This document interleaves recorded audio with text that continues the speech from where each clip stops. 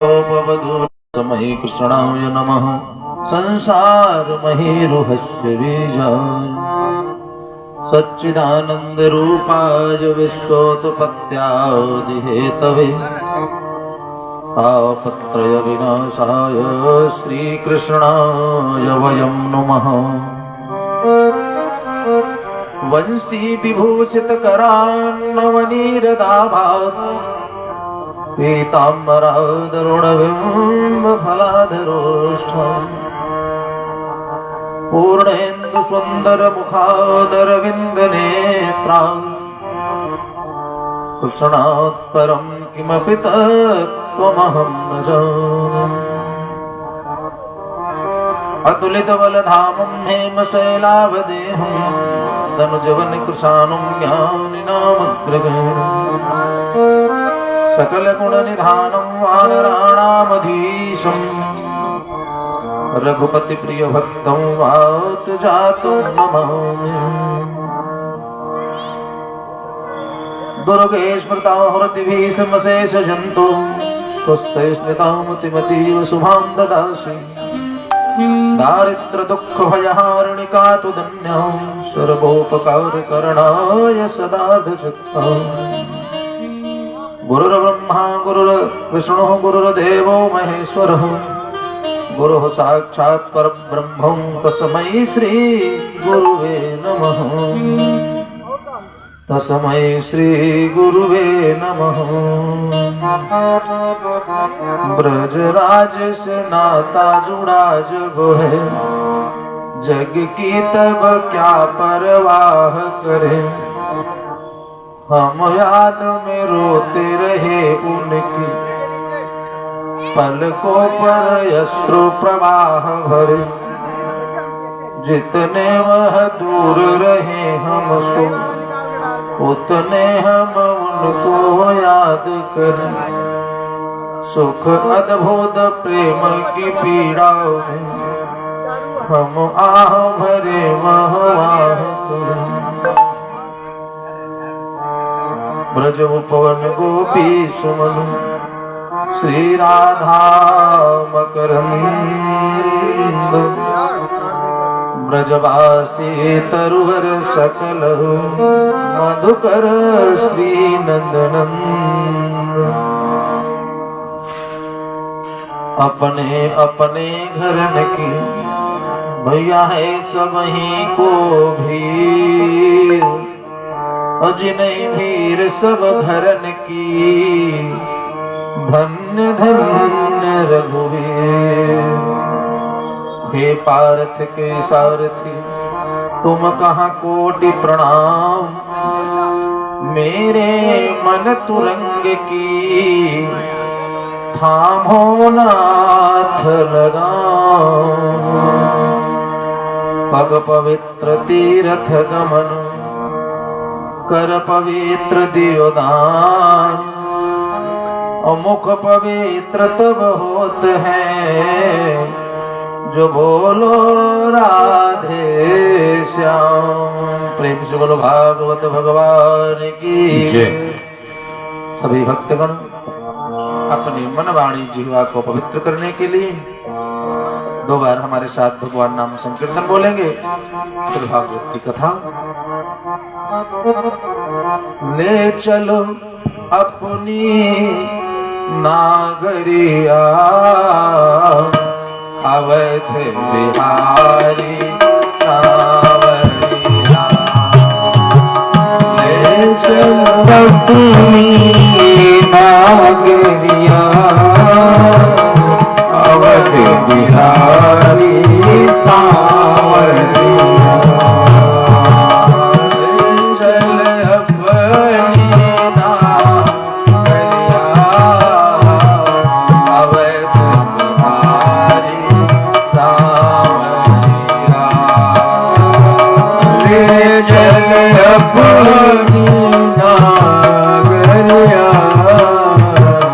अवध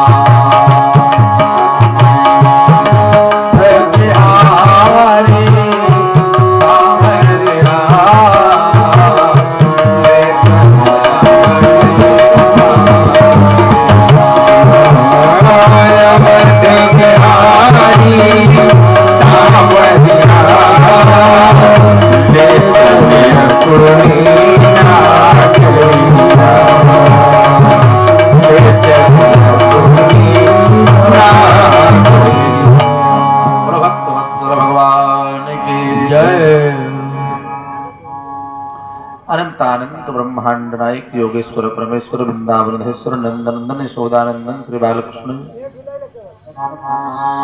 एवं आद्याशक्ति पराशक्ति वैजंती माला योगेश्वरी परमेश्वरी वृंदावन महेश्वरी विष्णुनंदिनी श्री राधा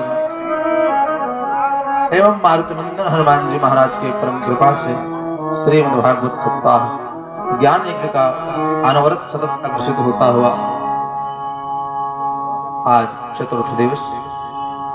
चतुर्दिवस के परम पवित्र पावनमय समय में हम सभी भक्तगण श्री कृष्ण रूपी यमुना में डुबकी लगाएंगे। सभी भक्तों की मना स्थिति युगल सरकार भगवान श्री राधा कृष्ण के चरणारविंद की ओर। उदम मुखम दक्षिण कोलयास्ते भगवती गंगा जी के दक्षिणी तट पर महाराज परीक्षित और सब संत जन विराजमान सुखदेव जी कथा श्रवण करा रहे हैं। कल की कथा में हम सब श्रवण कर रहे थे सृष्टि वंश विस्तार के क्रम में महाराज प्रियव्रत उत्तानपाद के चरित्रों का वर्णन। दूसरे पुत्र जो है मनु महाराज के प्रियव्रत जी, उन्हीं के क्रम में आगे उन्हीं के वंश में एक राजा हुए अग्नीत, उनसे नभक से नाभाग के पुत्र हैं ऋषभदेव से महाराज भरत हुए, जिनके नाम पर हमारे भारत देश का नाम भारत पड़ा। शास्त्रों में प्रमुख 3 भरत जी का वर्णन होता है। एक ऋषभदेव के पुत्र भरत जी, दूसरे दुष्यंत और शकुंतला से जो पुत्र हुए उनका नाम भरत, तीसरे भगवान श्री राम के छोटे भ्राता भरत जी। 3 भरत हुए। महाराज भरत जी बड़े ही प्रतापी और धर्मनिष्ठ राजा हैं। हजारों वर्ष तक राज्य का कार्यकाल संभाले और राज का कार्यकाल करते समय पर ही मन में वैराग्य उत्पन्न हो गया। मन में जब वैराग्य उत्पन्न हो गया तो मन में विचार किया कि अब इस राज्य को, घर परिवार को छोड़ करके हम एकांत में चलेंगे भजन करने। सब कुछ छोड़ दिया, चले गए गंडकी नदी के किनारे। गंडकी नदी नेपाल में आज इस समय नेपाल देश में बैठे हैं, जहां से भगवान शालिक राम निकलते हैं। गंडकी नदी के किनारे पहुंचकर एक फूस की कुटिया बनाई कुश की, और उसी कुटिया में रह करके भजन करने लगे। सुखदेव जी कहते हैं राजा परीक्षित भजन करने में इतने मग्न हो गए, भगवान के चरणों में इतना मग्न हो गए, प्रेम लग गया भगवान के चरणों में कि देहाभ्यास भी धीरे धीरे भूल गए। आप तो केवल सोते जागते उठते बैठे भगवान का चिंतन। परंतु एक दिन की बात है, जंगल में रहने वाले हिरण जो होते हैं उनका झुंड आया नदी में पानी पीने के लिए। जल पी रहा था हिरण का झुंड, तभी जंगल से सिंह की दहाड़ सुनाई पड़ी, शेर की गर्जना जोर से हुई। और जब शेर की गर्जना हुई तो हिरण का जो झुंड था जल पीना बंद करके भागने लगे। सारे हिरण भागने लगे और उन्हीं समूह में एक हिरणी गर्भवती थी, प्रसव होने वाला था। वो भी डर के मारे भागी, परंतु प्रसव होने के कारण, गर्भ होने के कारण शरीर भारी था, भाग नहीं पाई। छलांग लगाया नदी में, पार तो नहीं कर पाई। उस पार जाकर के शरीर गिरा और उस हिरणी का देहांत हो गया। परंतु प्रसव जल में ही हो गया और जल में बच्चा छटपटाने लगा। जल में बच्चा जब छटपटाने लगा, महाराज भरत जी किनारे बैठ करके पूजा कर रहे थे। यह दृश्य देखा तो दौड़ करके गए, डूबते हुए उस बच्चे को हिरण के उठा लाए। बच्चे को उठा लाए, अपने पास रख लिया, पालन पोषण किया। 2 दिन 4 दिन बीता, मां का तो देहांत हो गया और इसका कोई सहारा नहीं। सहारा न जान करके महाराज भरत उस बच्चे का पालन पोषण करने लगे। ध्यान दीजिए, यही है जब मन माया में भटक जाता है। पालन पोषण करने लगे, बच्चा थोड़ा धीरे धीरे बड़ा हुआ। अब जो पूजा भजन दिन भर करते थे, कुछ समय बच्चे की सेवा में जाने लगा, कुछ समय बच्चे की सेवा में लगने लगा। तो 3 प्रातः, दोपहर और सायं तीनों समय संध्या वंदन करते थे। अब एक समय का संध्या वंदन बंद हो गया, बच्चे को भोजन प्रसाद कराना, खिलाना, लाड प्यार करना, क्रिया चलने लगी। सुखदेव जी कहते हैं राजा परीक्षित, धीरे धीरे धीरे धीरे उस बच्चे में इतनी आसक्ति हो गई भरत जी की कि जो दिन भर पूजा पाठ करते थे, आधा समय तो बच्चे की सेवा में लगने लगा। 1 माह, 2 माह, 3 माह, धीरे धीरे 6 माह बीत गए। अब पूजा पाठ बिल्कुल कम हो गया।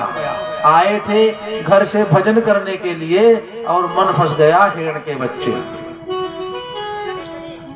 समय बीता, अब तो थोड़े समय भी भजन पूजा न हो पावे। दिन भर उसी बच्चे को लेकर के स्नेह करना, प्रेम करना, पूरे दिन उसी बच्चे के सेवा में जुटे रहते। जब बच्चा थोड़ा सा बड़ा हो गया तो हिरण का झुंड उस बच्चे को दिखाई पड़ा। अपने प्रजाति के लोगों को देख करके एक दिन बच्चा हिरण का उन्हीं हिरण की झुंड में जाकर के मिल गया और जंगल में चला गया। जंगल में चला गया, भरत जी ने देखा कि बच्चा उनके पास नहीं, हिरण का बच्चा अब गायब हो गया। लगे छटपटाने, इतनी आसक्ति हो गई थी उस बच्चे से कि लगे छटपटाने, इधर उधर ढूंढे, नहीं पाए। अब रात्र भर निद्रा न आवे, उसी की याद में उसी को सोचते रहे। परिणाम क्या हुआ? उसी के मोह में, शोक के कारण महाराज भरत जी अपना प्राण त्याग दिए। प्राण निकल गया। और शास्त्रों में लिखा है, जैसी मति सोई गति। अंत समय में मन जहां लगा रहता है उसी प्रकार से गति प्राप्त होती है। मन कहां लगा था? हिरण के बच्चे में। परिणाम क्या हुआ? दूसरे जन्म में हिरण की योनि मिल गई। सोचिए, इतना त्याग, इतनी तपस्या, इतना पूजा पाठ, यज्ञ, और राजपद से राजा थे, मन लगा हिरण में, दूसरे जन्म में हिरण की योनि मिल गई। लेकिन भगवान की एक बड़ी कृपा थी। इस हिरण की योनि में, योनि पशु की मिली, शरीर पशु का मिला, परंतु पूर्व जन्म की सारी बातें महाराज भरत जी को याद है, कुछ भूला नहीं। इस हिरण योनि में भी व्रत रखते, उपवास रखते, एकादशी का व्रत रखते और जंगल में हरी हरी दूबों को ग्रहण करते। सुखदेव जी कहते हैं राजा परीक्षित, कुछ दिन बीता। एक दिन जंगल में जोर की आग लगी थी। भरत जी ने देखा कि पशुवत शरीर से भगवान का चिंतन ठीक नहीं है। ऐसा करते हैं, इस शरीर में छोड़ ही देता हूं। जानबूझ करके उसी जंगल में जो आग लगी थी उसी में कूद पड़े, और जब कूद पड़े तो शरीर छूट गया। सुखदेव जी कहते हैं राजा परीक्षित, भगवान ने एक मौका और दिया, एक मौका और दिया। अब की बार एक ब्राह्मण परिवार में, विद्वान ब्राह्मण के यहाँ भरत जी का जन्म हुआ। जब भरत जी का जन्म हुआ, पंडित जी ने देखा, पंडित जी के घर 4 बालक और थे, 5वें के रूप में भरत जी का जन्म हुआ। देखा, वाह।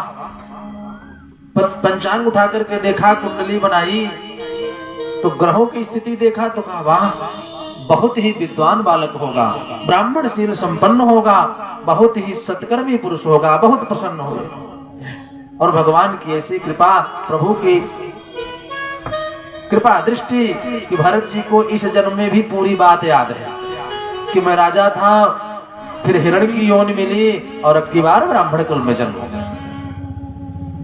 सुखदेव जी कहते हैं, राजन, थोड़ा बड़े हुए भरत जी तो मन में संकल्प ले लिया कि अब की बार मैं बोलूंगा नहीं, न किसी से बात करूंगा, केवल मन ही मन चिंतन करूंगा, भगवान का भजन करूंगा, संपूर्ण मन भगवान के चरणों में रखूंगा, किसी से बातें नहीं करूंगा। जब बड़े हुए पिताजी यह दृश्य देख करके बहुत चिंतित हुए, न किसी से बोले, न किसी के पास बैठे, यज्ञोपवीत आदि संस्कार कर्म कराए।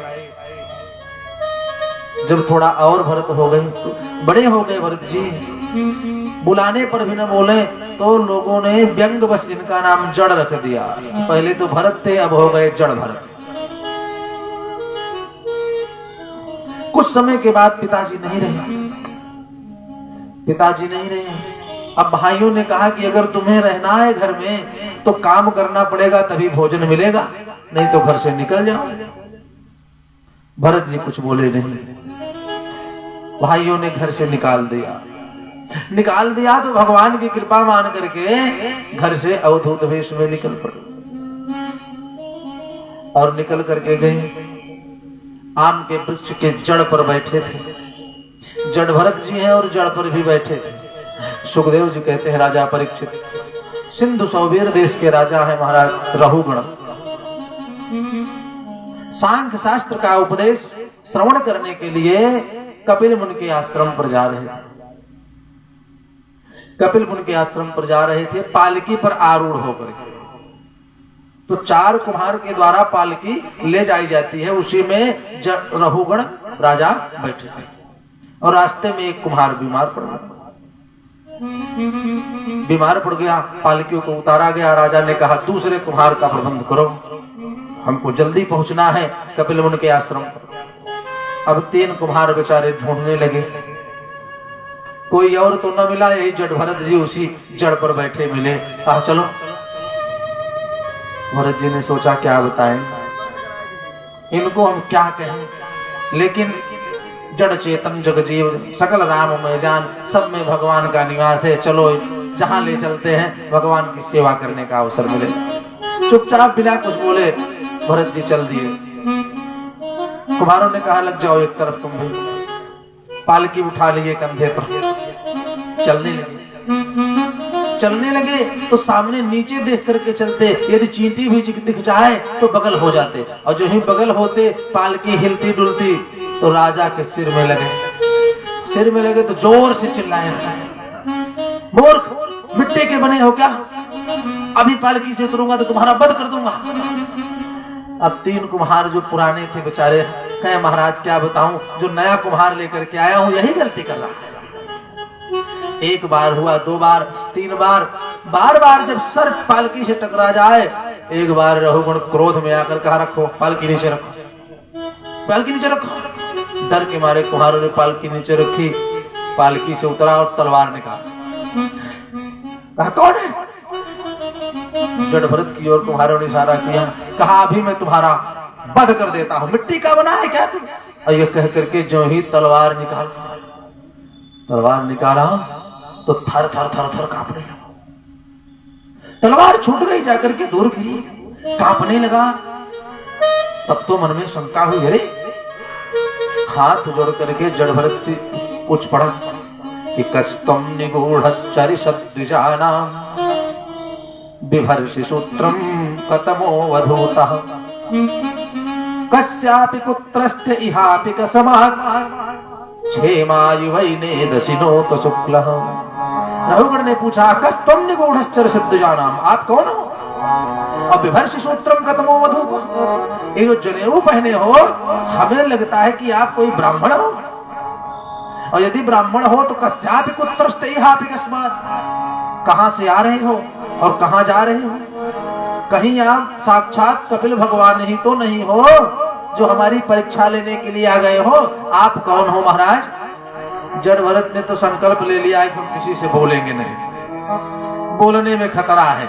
2 जन्म से मुक्ति के लिए भटक रहे हैं, एक जन्म में हिरण बन गए और यहाँ दूसरे जन्म में फिर मनुष्य शरीर मिली है। अब की बार किसी तरीके से अपने को भगवान के चरणों में जोड़ना। रहुगण बोला, क्यों, आप कौन है महाराज, परिचय दीजिए, क्योंकि आज तक मैं किसी से डरा ही नहीं। तलवार निकाल करके जो ही मैं आपका वध करना चाहा तो हमको डर लगा, शरीर कांपने लगा, मैं किसी से डरा नहीं। रहुगण बता रहा है भरत जी को कि नाहं विशंके सुरराज वज्रान नत्र यक्षशूलान् यमस्य दंडात् नाग्नर्क सोमा नीलवित्रपास्त्रां संके वृषं ब्रह्मकुलावमाना। ना हम विशंके सुरराज वज्रान, रघुगण कह रहा है कि मैं देवराज इंद्र के वज्र को भी नहीं डरता। इतना तेज है, इतना प्रताप है, इतना बल है हमें कि ना हम विशंके सुरराज वज्रान। सुनो, नत्र यक्षशूलान् यमस्य दंडात्, न भगवान शंकर के त्रिशूल को डरता हूं, न यमराज के दंड का हमको कोई डर है। नाग सोमा नील वित्रपास्त्रा, अग्नि वायु आकाश पृथ्वी जल चंद्रमा 10 दिशाएं, किसी का हमको कोई डर नहीं है। लेकिन मुझे डर है तो संके वृषम ब्रह्म कुलावमानात्, कहीं ब्राह्मण कुल का अपमान तो नहीं हो रहा हमसे, केवल मैं इस बात से डरता हूँ। तो हे महाराज, आप कहीं ब्राह्मण तो नहीं है? जो जनेऊ पहने हैं इससे हमको पता लग रहा है कि आप ब्राह्मण हैं, हमसे अपराध हो गया क्या? अनुनय भी नहीं किया जब रघुगण ने, तो महाराज जड़भरत ने सोचा कि अब बोल ही दे, अब बोल दे, इसको बता दे कि राजा है, राजा होने का अहंकार है इसको। जड़भरत जी बोल पड़े, क्या सुनो, क्या कह रहे थे? मैं मिट्टी का बना, तो हमारा वध कर दोगे? तो ये बताओ, क्या तुम धातु के बने हो? तुम भी तो मिट्टी के बने हो। मैं मिट्टी का बना और ये मिट्टी की पालकी, मिट्टी के पालकी पर तू मिट्टी का राजा अपने पर गुमान करता है? मैं भी मिट्टी का है, तुम्हारी जो पालकी है ये भी मिट्टी की, और इस पर तुम मिट्टी स्वरूप आरूढ़ हुए थे और कह रहे थे हमको मार दोगे। मारने की बात तो छोड़ो, तुम हमको छू भी नहीं सकते। ध्यान से सुनिए, हमको तुम छू भी नहीं सकते हो। तो रघुगण भी राजा था, पढ़ा लिखा व्यक्ति था। महाराज क्या बात करते हो, लो मैंने आपको स्पर्श कर दिया, छू लिया मैंने।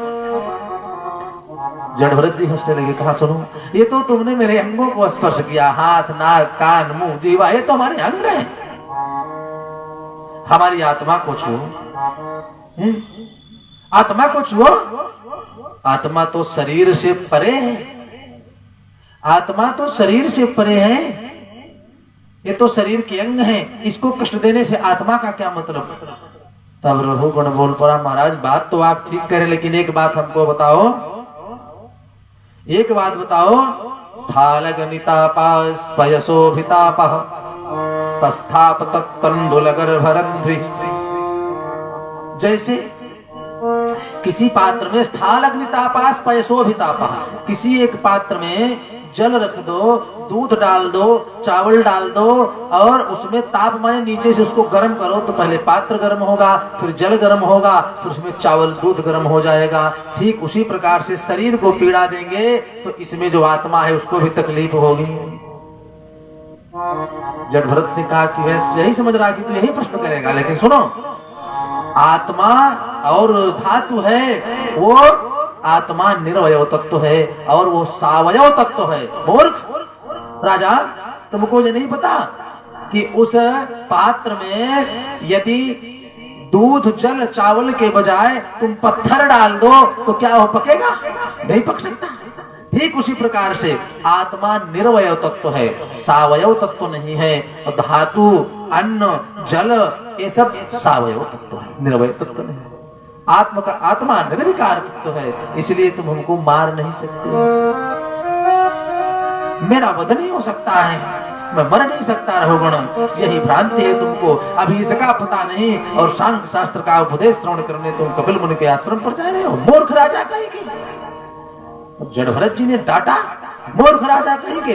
तब रघुगण जड़भरत जी के चरणों में लौट गया, कहा महाराज भूल हो गई, अपराध हो गया, बताओ मैं क्या करूं? अब मैं सांख्य शास्त्र सुनने नहीं जाऊंगा, आप महाराज जो बताओ वही करूंगा। जड़भरत जी ने कहा और तुम कर क्या सकते हो? सेवा करो, सेवा कार्य करो, उसी से तुमको लाभ होगा। अब प्रश्न उठता है महाराज सेवा क्या है?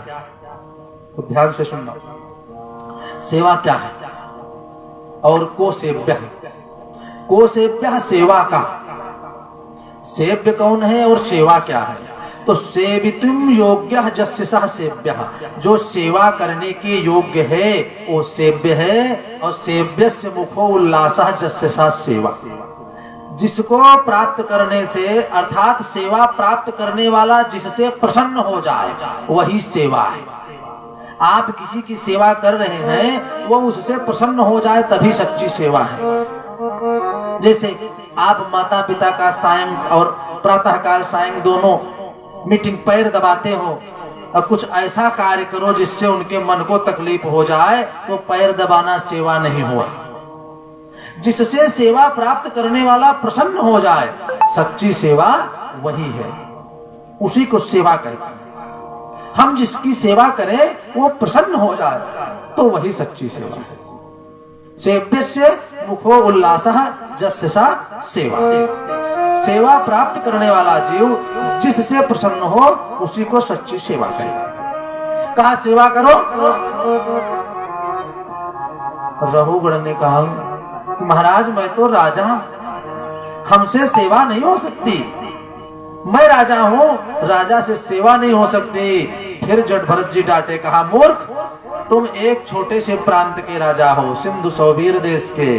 और सुनो, इसके पहले अहम पुरा भरतो नाम राजा, मैं पूरे भारत देश का एक राजा था। अहम पुरा भरतो नाम राजा, पूरे भारत देश का मैं एक राजा, एक छत्र हमारा राज था। और सुनो, थोड़ा सा मन भटक गया तो हमको हिरण की योनि मिल गई, पशु में मैं चला गया, पशुवत योनि प्राप्त हो गई छोटी सी भूल के कारण। और तुम कह रहे हो मैं राजा हूं, सेवा नहीं होगी? सेवा का कार्य तो करना पड़ेगा। बिना सेवा के तुमको मुक्ति नहीं मिल सकती, सेवा कार्य करो। सुखदेव जी कहते हैं राजा परीक्षित, खूब समझाया जट भरत जी ने, और उसी स्थान पर रघुगण को वैराग्य हो गया। कपिल भगवान के आश्रम पर जाने का विचार त्याग करके जट भरत जी की बातों को सुन करके महाराज रघुगण अपने को धन्य मान करके अपने जीवन को परमात्मा के चरणों से जोड़ते हैं। बोलो भक्त वत्सल भगवान की जय। सुखदेव जी कहते हैं राजा परीक्षित, सुखदेव जी कहते हैं राजा परीक्षित, ध्यान से सुनो। किस प्रकार से देवराज इंद्र को ब्रह्म हत्या का श्राप लगा, किस प्रकार से ब्रह्म हत्या का श्राप लगा और उस श्राप से देवराज इंद्र कैसे मुक्ति प्राप्त किए। एक बार की बात है, देवराज इंद्रलोक में अप्सराओं के साथ नृत्य कर रहे थे। अप्सराओं के साथ नृत्य कर रहे थे तो देवताओं के गुरु हैं महाराज बृहस्पति,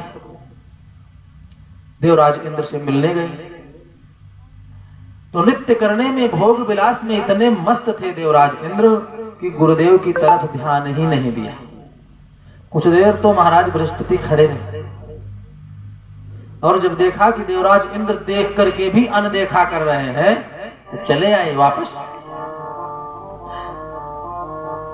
जब नृत्य कला से विराम होकर के देवराज इंद्र ने पार्षद से पूछा कि गुरुदेव आए थे, आपने कुछ सेवा सत्कार किया?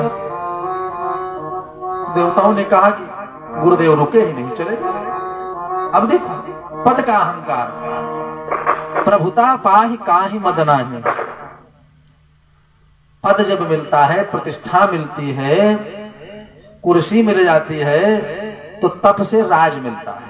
आप त्याग करेंगे, तपस्या करेंगे, संघर्ष करेंगे तो आपको राज मिलेगा, पद मिलेगा। लेकिन पद मिलने के बाद यदि सावधान न रहे तो तप से राज मिलता है और राज मिलने पर अहंकार विरासत में मिल जाता है, बोनस में अहंकार मिलता है। तो तप से राज, और अगर अहंकार हो गया तो राज से सीधे नरक होता है, फिर दूसरी कोई गति नहीं होती। तप से राज और राज से नरक, यही देवराज इंद्र की हाल है। सुखदेव जी कहते हैं राजन, अपने पद के अहंकार में मैं तो देवताओं का राजा हूं, फिर गुरुजी मिलेंगे तो प्रणाम कर लूंगा, गुरुजी मिलेंगे तो प्रणाम कर लूंगा। यह बात मन में विचार करके गुरुदेव से मिलने नहीं गए। अब जब यज्ञ का आयोजन हुआ, पूजा करानी हुई तो संदेशा भेजा कि महाराज आओ। बृहस्पति जी ने मना कर दिया, नहीं आऊंगा, जिस द्वार पर हमारा सम्मान नहीं होता मैं वहां पूजा कराने नहीं जाऊंगा। इस बार भी देवराज इंद्र अहंकार बस गुरुदेव से मिलने नहीं गए, बृहस्पति को बुलाने नहीं गए, और दैत्यों के गुरु विश्वरूप को नया पुरोहित बना लिया। कहा महाराज आप आइए पूजा कराइए। अब विश्वरूप जी आए, यज्ञ कराने लगे, पूजा कराने लगे। तो किसी भंडारे में यदि अपने घर का व्यक्ति कोई पूड़ी परोसने उठा है, यार मित्र मिल जाए तो 2 पूड़ी ज्यादा देगा, महाराज हमारी तरफ से 1 पूड़ी आप ले लीजिए। ये स्वभाव करना भी चाहिए, भैया प्रसाद देगा, महाराज 1 पूड़ी हमारी तरफ से खा लीजिए।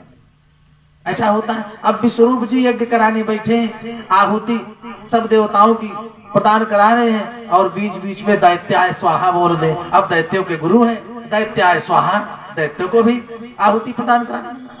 ये बात जब इंद्र को पता चली तो इंद्र ने कहा महाराज सामग्री हमारी, हल्दी अक्षतरोली अबीर हमारा, पूजा हम करवा रहे हैं और आहुति आप दैत्यों के नाम से दे रहे हो।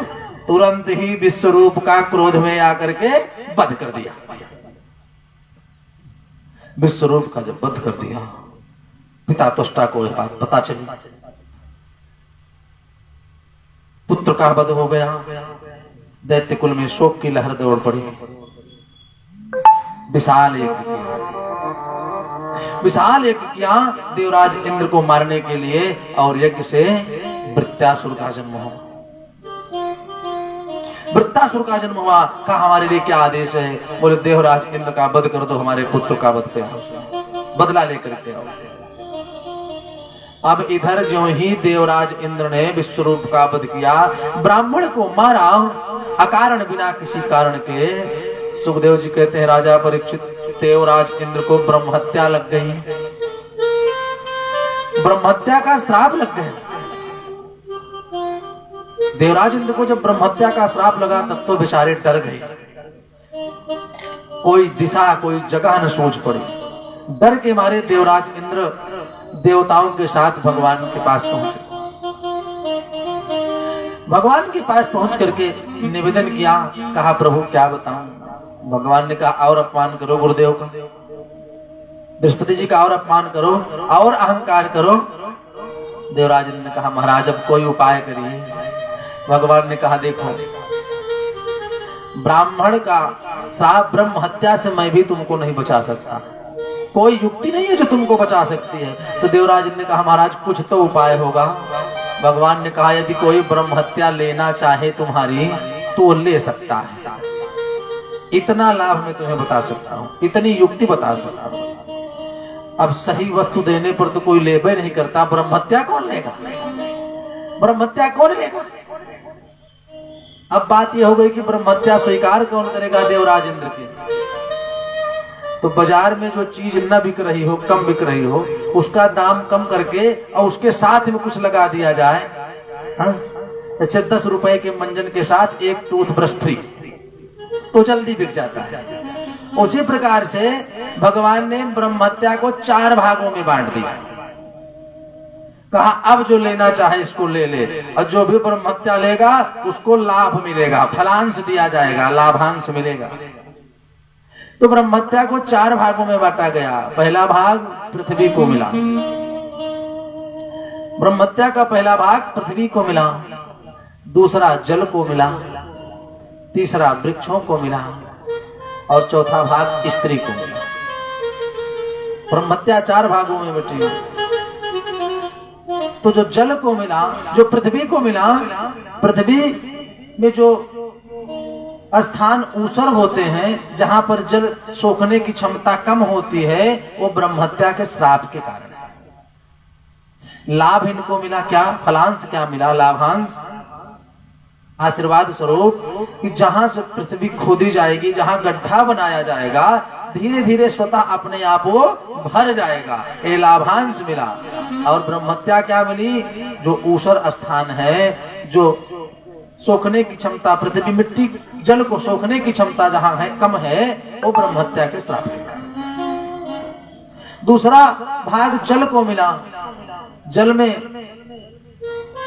जो दूषित स्थान होते हैं, काई इत्यादि रुके हुए, ये ब्रह्म हत्या के श्राप के कारण है। बुदबुदा जो होता है, फेन होता है, जो विकार युक्त होता है, ब्रह्म हत्या का श्राप है।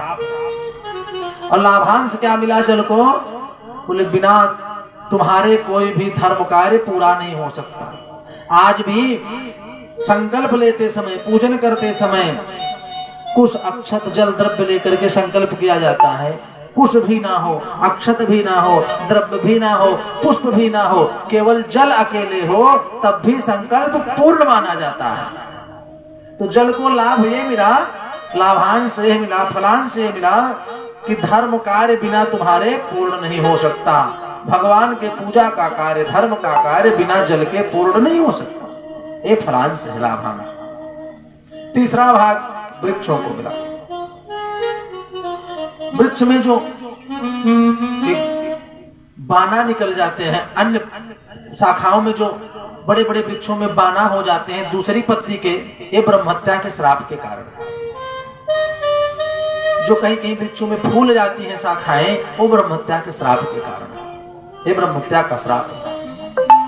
और लाभ क्या है वृक्षों को? फलांश क्या मिला इनको कि जहां से तुम्हें काटा जाएगा तुम्हारा विनाश नहीं होगा, वहां से नई शाखा का सृजन हो जाएगा। ये लाभांश मिला है। चौथा भाग स्त्री को दिया गया। जो रजोधर्म होता है महीने में 3 दिवस का, ये ब्रह्महत्या का श्राप है। और लाभ क्या दिया गया? इन 3 दिनों को छोड़ करके, रजोधर्म के दिन को छोड़ करके माताएं, स्त्रियां शेष दिन देवी मानी जाएंगी। इनको देवी की संज्ञा दी जाएगी। इसलिए कहा गया है यत्र नार्यस्तु पूज्यन्ते रमन्ते तत्र देवता। जिस घर में स्त्रियों का सम्मान होता है वहां पर देवता निवास करते हैं। तो इन 3 दिनों को छोड़ करके शेष दिन स्त्रियां देवी मानी जाएंगी, देवी का स्वरूप मानी जाएंगी। ये लाभांश दिया। अब ब्रह्महत्या तो 4 भागों में बट गई, परंतु जब वृत्तासुर का जन्म हुआ यज्ञ से, वो चला। यज्ञ का प्रसाद है, भगवान की कृपा से यज्ञ भगवान का प्रसाद। अब देवराज इंद्र के मन में डर बढ़ने लगा, अब तो हमारी मृत्यु निश्चित है, अब मैं नहीं बच सकता, मैं मर जाऊंगा। सुखदेव जी कहते हैं राजा परीक्षित, भयंकर युद्ध प्रारंभ हो गया। वृत्तासुर के आगे कोई भी देवता टिक नहीं पाता, जो भी पहुंचे तुरंत उसका वध कर। देवराज इंद्र वज्र लेकर के दौड़े। वज्र लेकर के जब दौड़े, एक बार खींच करके मारा, वज्र जाकर के कुछ दूर गिरा। और जब दूर गिरा तो वृत्तासुर ने कहा कि मूर्ख, मैं निहत्थे परवार नहीं करता, जाओ अपना अस्त्र लेकर के आओ, तब मैं तुम परवार करूंगा। वज्र जाकर के जब दूर गिरा, देवराज इंद्र डर के मारे दोबारा युद्ध करने सीधे भगवान के शरण में पहुंच गए। महाराज आप बचाइए, नहीं तो देवलोक की कुर्सी खाली हो जाएगी, इंद्रासन पर कोई बैठेगा नहीं। भगवान ने कहा देवराज इंद्र, वृत्तासुर को मारना कोई आसान बात नहीं, यज्ञ का प्रसाद है, यज्ञ भगवान की कृपा है, और तुमने अगणित अपराध किए हैं, लेकिन कोई बात नहीं, देवताओं के राजा, चलो मैं तुम्हारी रक्षा करूंगा। सुखदेव जी कहते हैं राजा परीक्षित, युद्ध क्षेत्र में भगवान आए। भगवान आए और वृत्तासुर से कहा, वृत्तासुर मैं प्रसन्न हूं तुम पर, तुम्हारी वीरता पर, तुम्हारे स्वामी भक्त पर। भगवान का जो ही दर्शन प्राप्त किया, वृत्तासुर ने हाथ जोड़ करके पूछा, प्रभु आप मिल गए, आप स्वयं जब आ गए तो किस प्रकार का युद्ध?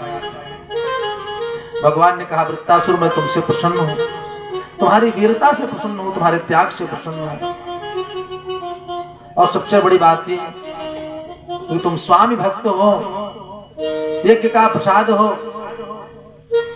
वरदान मांगो, क्या चाहते हो? वृत्तासुर ने कहा कि प्रभु मैं कुछ चाहता तो नहीं हूं, लेकिन थोड़ी सी मन में इच्छा है। भगवान ने कहा कि मांगो।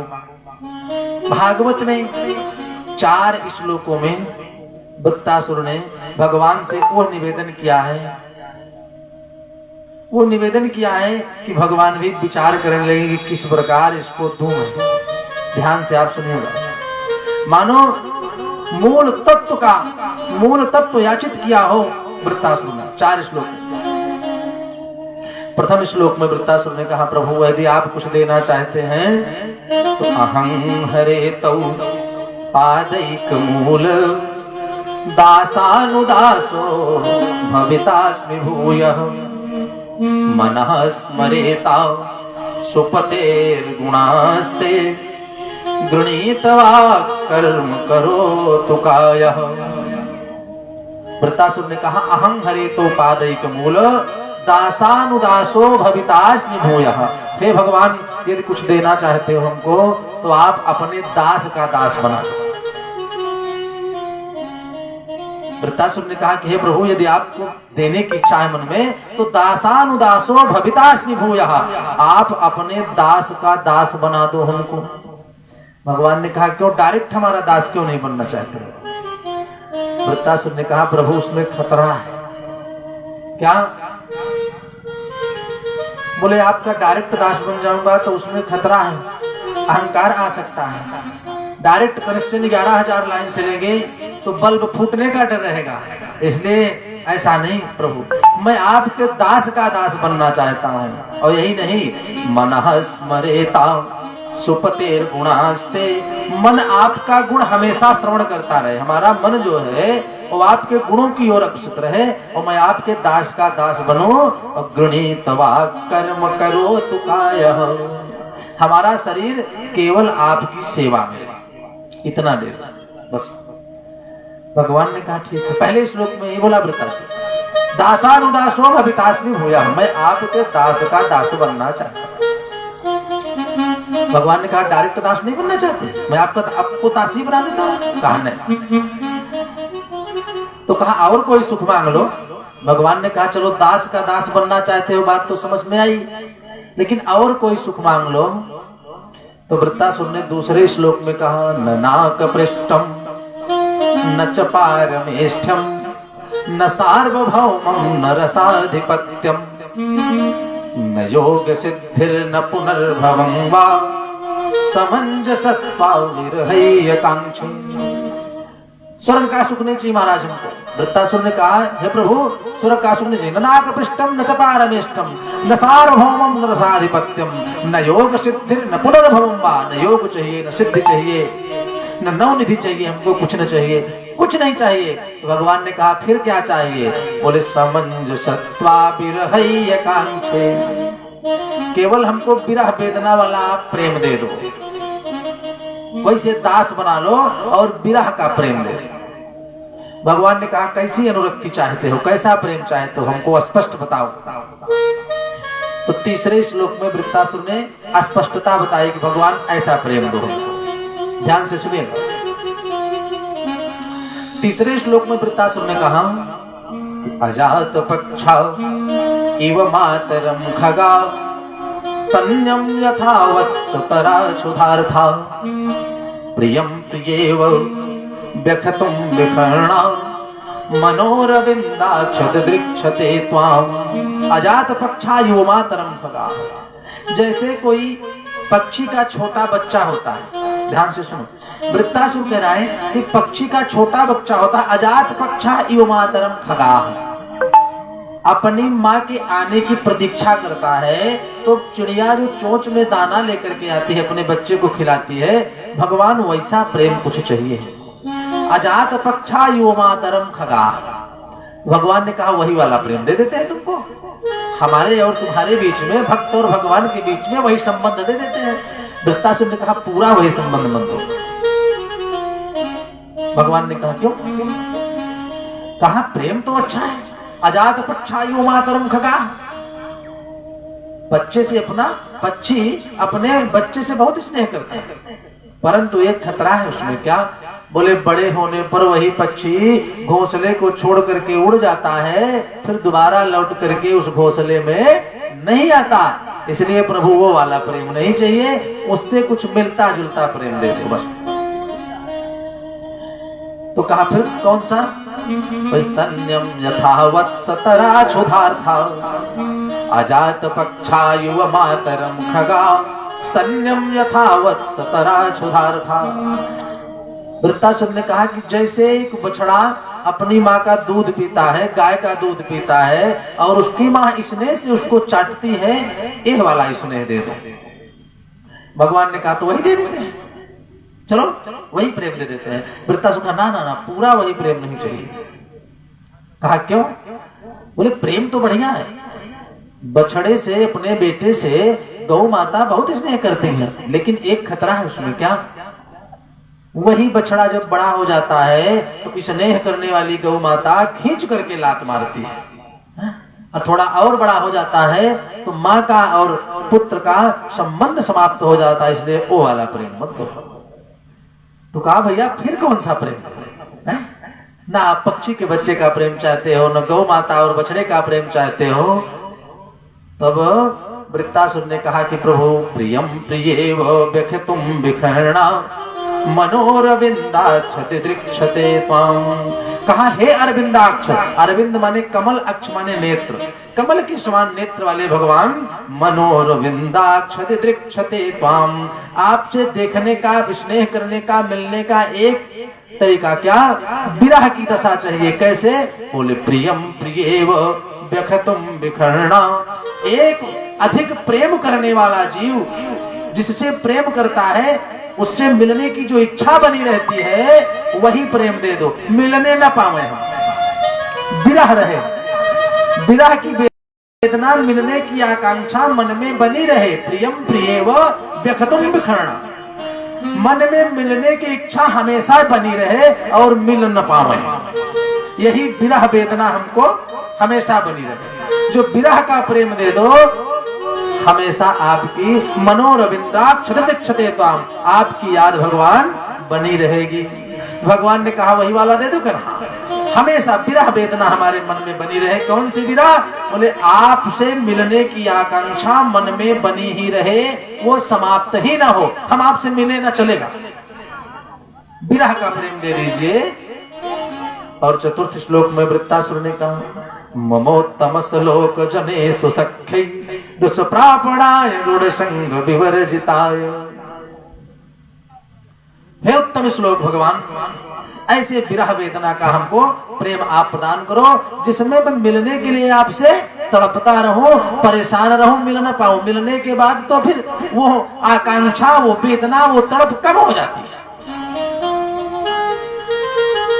ये कहकर के वृत्तासुर ने जो ही हाथ जोड़ करके भगवान के चरणों में प्रणाम किया, परमात्मा बगल हुए, तुरंत ही इंद्र ने प्रहार कर दिया और उसी युद्ध क्षेत्र में वृत्तासुर का शरीर गिरा और भगवान के चरणों में अपने प्राण को त्याग दिया। भक्तवत्सल भगवान की जय, भागवत भगवान की जय।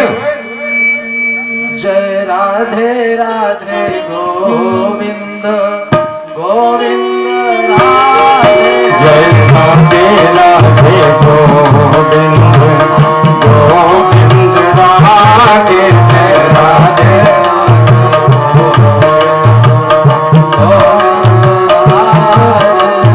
राधे राधे गोविंद गोविंद राधे।